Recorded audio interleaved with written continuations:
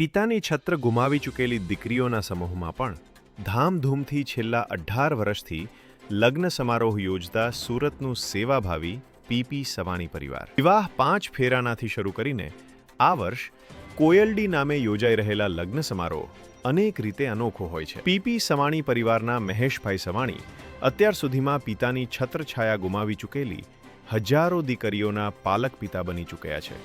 આજ સુધી 5529 દીકરીઓને સાસરે વળાવી ચૂકેલા પીપી સવાણી પરિવારના શામિયાણાથી 20 અને 21 ડિસેમ્બર એમ 2 દિવસમાં 133 દીકરીઓને સાસરે વળાવી શકાશે.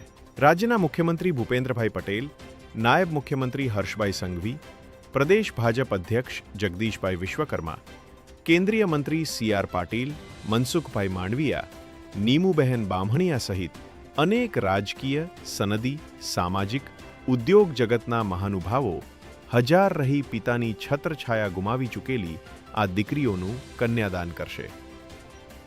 આ લગ્ન સમારોહના પ્રથમ દિવસ 20 ડિસેમ્બરે શ્રેષ્ઠ સાસુઓના હસ્તે દીપ પ્રાગટ્ય થશે.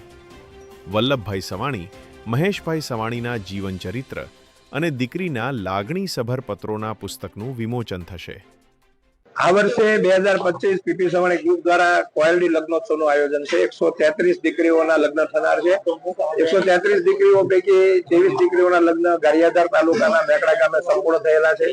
સુરતના આંગણેથી 111 દીકરીઓના લગ્ન થનાર છે, જેમાં મુસ્લિમ, ક્રિશ્ચિયન અને હિન્દુ ધર્મની 39 જ્ઞાતિઓના લગ્ન થનાર છે.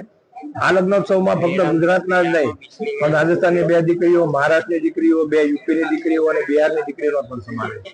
મુખ્ય મહેમાનમાં આ વર્ષે કોણ? દર વર્ષની જેમ મહેમાનમાં પણ આ વર્ષે રાજકીય મહાનુભાવો ઉપસ્થિત થશે, સનદી અધિકારીઓ થશે. ગુજરાત રાજ્ય સિવાયના પણ સનદી અધિકારીઓ આ લગ્નોત્સવમાં આવનાર છે.